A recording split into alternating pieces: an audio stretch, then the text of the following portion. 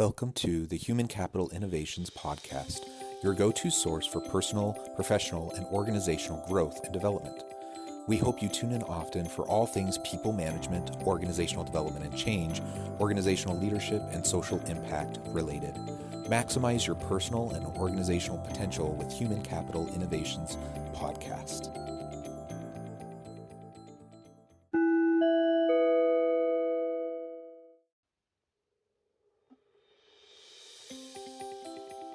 Welcome to the Human Capital Innovations Podcast. In this inspiring TED Talks HCI podcast episode, I explore the recent TED video, 5 Ways to Create Stronger Connections.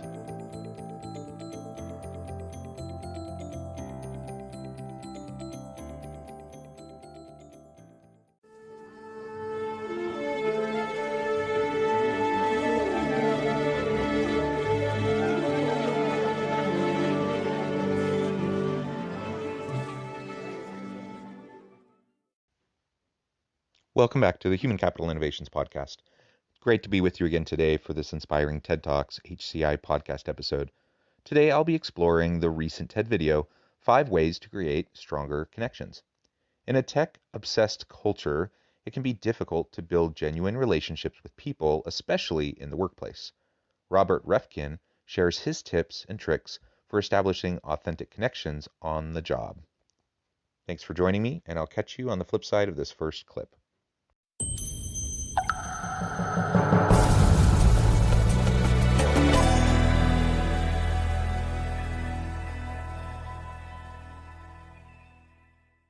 So when was the last time that you wrote a handwritten note? It's probably been a while. Technology has changed the way we communicate. We send emails, not letters, text messages, not phone calls. We order delivery instead of cooking dinners in our kitchen, all in the name of efficiency. But here's the point. Technology has made it easier to communicate, but it hasn't made it easier to connect with other human beings. I found that the secret to connecting in the high-tech, fast-paced world that we live in is doing a few small things the old-fashioned way. Are we sacrificing genuine and authentic human connection for efficiency? It's super tempting. We live very busy lives. We're running around, often like chickens with their heads cut off, trying to get from one thing to the next, trying to fit and squeeze everything into the limited amount of time that we have. We're often running ragged, and the thought of taking the time to pause and slow down and genuinely connect with those around us in today's culture almost seems a bit absurd. We tend to idolize efficiency and constantly point out those who are most productive and get the most done. And while productivity is important, and if we want to have success in life and success in business, we have to be able to accomplish things. But we accomplish things with people. We can't do things alone. And whether we're talking about at home, I have a wife and kids. I accomplish things together with my family. Or in the workplace, I accomplish things with my team. I can't do anything alone. And especially as I go throughout my career, I need a trusted personal advisory board, so to speak, trusted friends, colleagues who I can lean on, who I know will have my back. And you can't efficiently create those types of relationships and sustain them over time. It just takes slowing down and connecting in meaningful, genuine ways. So he's going to lay out a few tips on how we might be able to go about doing that. Write a letter. I've written thousands of handwritten notes, thanking people for advice, thanking them for an interview. It just puts that extra effort to show someone that you really care and that you're willing to go above and beyond. Some advice for writing a thank you letter is to really make it clear to the person that you're writing to the impact that they have had on your life. Talk about something specific, like thank you for the advice that you gave me. It's because of the advice you gave me that I am now doing X. People are looking to make a difference.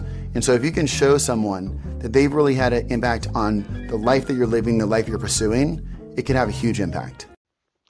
Writing thank you letters is a great idea. Now he's advocating for a handwritten note, a handwritten letter. And I think that's great if you can do that, if you want to do that. Sometimes though, just in terms of time frame and logistics, sending a handwritten note in the mail may take longer than you're willing to take to get back to somebody, to be able to express gratitude. But the general principle here of never suppressing a kind thought. If you have had an interaction with someone who's impacted you in meaningful ways, express that to them. Share that with them. Be specific. Tell them how they impacted your life and how they made a difference. And do it right away. And a handwritten note's great, but that doesn't always work. And so feel free to pick up the phone and call them, or send them a text or an email, or just say it to them in person. I think the general idea here is just be sure to express gratitude often, and to make sure that others around you know that you truly, genuinely appreciate all of their efforts to help you, and that you are there for them to help them as well. That will help you to build deeper bonds with those around you. Pick up the phone and dial. We've hired thousands of employees, and I've personally called every single one of them to welcome them to the Compass family. I'm able to set the tone of really what I want the company to be, where people go above and beyond to make people feel welcomed and to give people a sense of belonging. And sometimes I call people on their last day of work. When people leave, sometimes they're more transparent than they ever were when they were actually still at the company. And so it's a great opportunity to get the kind of feedback that it's very hard to get otherwise. It's so easy and frankly rather tempting to just send someone a quick text or to send them an email or something like that when you need to touch base with them. Now, certainly there are times when that's appropriate, and sometimes that's all the time you have. And I'm a believer that it's better to communicate through convenient and efficient channels than to not communicate. So if the choice is to either not communicate or to send a text, send a text. But it is meaningful to take the time to call the people around you. Pick up the phone and make the call. He talked about calling all the new employees in the organization. And that's an incredible commitment, considering he's a CEO and he's calling everyone as they come into the company. That gives him a chance to get to know them a little bit. It helps them feel special. It helps them feel connected. He can model for them the sense of belonging and purpose and camaraderie amongst the team. He also talked about calling up people before they leave, when people are willing to be honest and really straightforward with what they experience, the good, the bad, the ugly even. Taking the time to have those conversations can bring about a lot of good within your team. It can help you learn a lot. It can help you share and reinforce the culture that you want. And it simply shows others that you care, that you're willing to take the time to go and do that. And whether it's a traditional phone call or a quick Zoom meeting or Teams meeting or whatever, I think that's great. And again, in a virtual world where so many people are working remotely, just picking up that phone call can be awesome. In a physical place, though, feel free to just stop by their office and have a chat in person. That's also just as meaningful, because you're taking the time, you're showing them that you're committed to them and helping them to have a good experience at work. Ask interesting and meaningful questions when you get outside of the office. When I'm traveling the country, every single night, I'll have a dinner with people in the company. And I like to ask questions like, what's your underlying motivation? What's something that happened this week that meant a lot to you? And when you go around the table and people really open up and people are able to engage, it sets a different tone. When people come back to the office, they can see each other and they know each other in a deeper way.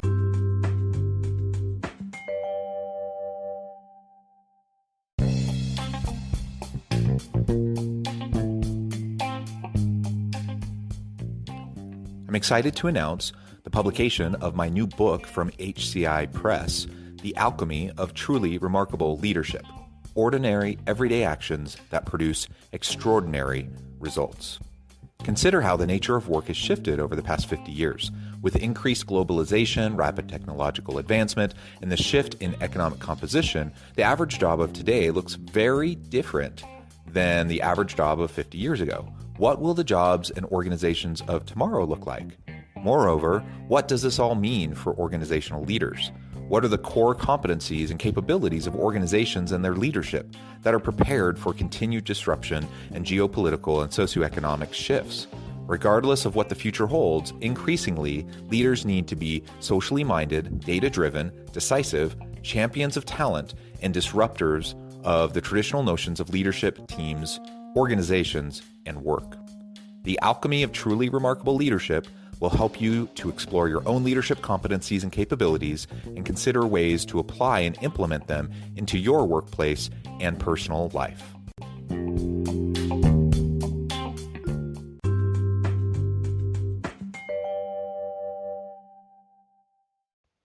Asking meaningful and interesting questions is always a great way to break down some barriers, break down resistance, and to meaningfully and genuinely connect with those around you. There's no agenda. You're not seeking out particular answers. You just want to get to know the person. Imagine when you're on a date and the person that you're with is simply jabbering the entire time and how that feels. Now, in contrast, think about when you're on a date and the other person is asking you questions, thoughtful questions. They really care about getting to know you, understanding what makes you tick, what your motivations are, what you enjoy. It's the same thing at work. It's the same thing after hours. You go catch a drink, go to a show, do something social with your colleagues after work. Connect with them in genuine ways, just like you would friends. And in fact, that's how you develop friendships. That's how you develop those meaningful relationships. And then that transfers back into the workplace where you have a deeper connection and you know you can trust them. You know a little bit more about them. They know a little bit more about you in turn. And it's the foundation for developing a meaningful work relationship and friendship. Answer questions with honesty. Now, you know how it feels when you go into an elevator and someone says, "How was your weekend?" It could have been like the best weekend ever. You could have met the love of your life, the person you want to marry, and you would say, "Good. How was yours?" If you want to connect with people, then you have to open up. I'm not always that good at it, and I imagine most people aren't, but that's why being open stands out so much, because most people aren't. It's really important for you to be open and transparent when you're trying to connect with other people. So when people ask you a question, give them an honest answer. Now, we have to avoid the temptation of oversharing, and that's something I'm often guilty of because I try to be vulnerable. I try to be open and transparent. Someone asks me something, and I am willing to share with them. And sometimes unwittingly, I can place too much burden on them because I overshare. So, we need to be careful of that. But the other side of the spectrum is that you just say, "Oh, great, everything's good. How are you?" And then it becomes a meaningless, casual encounter that, it's nice to say hi to people and it's nice to ask them about their weekend, but it's not real meaningful connection. So if you want to get past that, then you have to ask thoughtful, meaningful questions to others, and then you have to respond to them in authentic, vulnerable, sometimes ways, so that they know that you're trusting them. When you show a little bit of trust and vulnerability towards others, they tend to return that trust to you, and over time you develop deeper and deeper trust in each other. That's where meaningful connections happen and the foundation upon which they're built. Turn the video on. I would always recommend a video conference over a phone call, because that's when you can see the real personality come out. When you're on video, you're forced to be present. It's almost a forcing mechanism to be in the moment. This one's an interesting suggestion. I mean, generally speaking, I would agree. I think having video on allows you to connect with people in ways that you can't over just a phone call. Certainly better than you can do over an email or a text. Now, the best of all worlds is you're in person. You get to interact with the person live, and you're sitting across the table from them or in a chair next to them. And you can have a meaningful dialogue with all of the body language and facial expressions, tone of voice, everything that they can pick up on the cues, and you can just connect in more deep and meaningful ways. Now, in a more distributed and virtual workforce, that's not always an option. And so, of course, then we're talking about the organization Slack channel, or you're talking about the emails, or you're talking about phone calls or video conferences. If you're video conferencing with people, generally, I would say, yeah, keep your video on. That's not always possible, and sometimes you're in big meetings, and it's more of an informational meeting. In that kind of a setting, you might choose to just have everyone have their video off. There's probably no real reason for everyone to have their video on because you're not really interacting with people all that much. They're there to just get information. But if you're doing one-on-ones, you're doing performance sessions or feedback or mentoring or coaching or any of those more interpersonal, more one-on-one or small group types of interactions, then having cameras on can help at least somewhat make up for the fact that you're not there in person.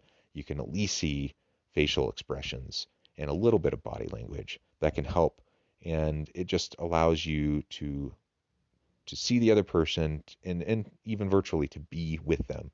And when we see another person, even when we're having difficult conversations, it can be easier to get past the frustrations, the challenges, the uncertainty, and the discomfort to get to a place where, again, through vulnerability, we can develop trust and learn to lean on each other. Nobody succeeds alone. The more you can take time to develop genuine, authentic relationships, the more you're going to be able to realize your dreams. Because you're going to be able to take big risks and know that there's going to be a network of people out there to cheer you on and to support your efforts. Nobody succeeds alone. That is the number one message from this TED video. It's the number one message from this podcast episode today. I hope that you really take the time to stop and think about that, to self-reflect on your relationships at work. You're trying to grow, you're trying to develop, you're trying to get new opportunities in your career, and you can't do it alone. We need to lean on other people. We need to develop meaningful, authentic, vulnerable relationships built upon foundations of trust with people in our teams. And we can create those informal personal advisory boards of trusted colleagues, trusted friends, who together throughout our careers, we can be there to support each other. As we have that support, we lean on each other, we can accomplish much greater things. We can surpass our own individual potential because we're having synergies and connecting with other people. He laid out 5 different tips for how we can go about connecting more in authentic ways with those around us. Those are just 5. There are many other things we can do. The bottom line is we need to focus on those connections. We need to not allow the siren call of efficiencies and productivity and the use of technology to take us away from authentic, meaningful, genuine human interactions where we can develop those relationships over time. It does take time. It does take effort. It doesn't happen magically unless we're committed to it and invest in developing relationships with other people. It won't happen. So commit today to take the time to focus on developing relationships with your colleagues. And you don't have to go all in immediately. And again, like I said earlier, avoid the temptation of oversharing, and you don't want to be emotionally burdensome on other people. But in measured ways, being vulnerable and authentic with those around you gives them permission to do the same and to connect with you. That's how we start to develop friendships. That's how we start to develop meaningful relationships with our colleagues. Thank you for joining me for this episode of the Human Capital Innovations Podcast. As always, I hope you stay healthy and safe, that you can find meaning and purpose at work each and every day, and I hope you have a great week.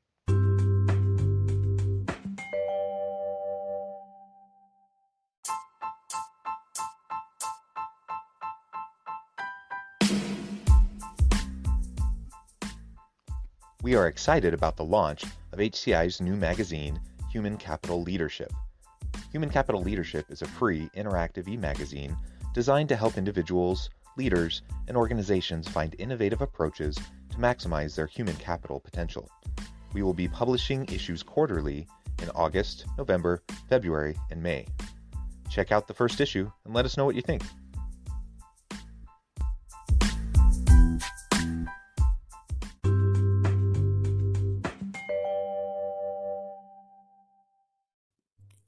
Thanks again for joining us for this episode of the Human Capital Innovations Podcast. I hope you stay healthy and safe and that you have a great week.